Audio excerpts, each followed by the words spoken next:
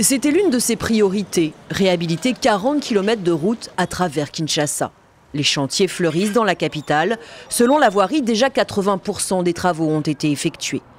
Au sein de la coalition pour l'appui et la consolidation de l'alternance, on se félicite de ces grands ouvrages et de ceux à venir.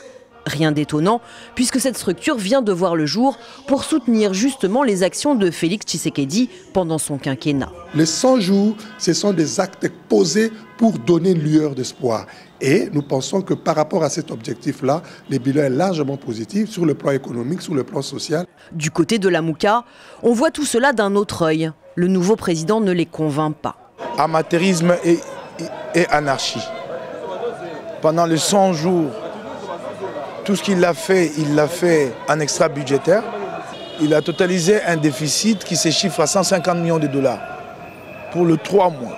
Si cela se poursuit ainsi, les 5 prochaines années, ce seront des années de gâchis. Au programme des 100 jours, il y avait aussi l'emploi, pour les jeunes en particulier, la sécurité, la décrispation politique. Le président a fait libérer plus de 700 prisonniers et redonner son passeport à l'opposant en exil, Moïse Katumbi. Il y a eu des évolutions positives dans la mesure où il y a eu libération des prisonniers politiques. Il y a eu, on a arrêté avec des poursuites judiciaires fantaisistes.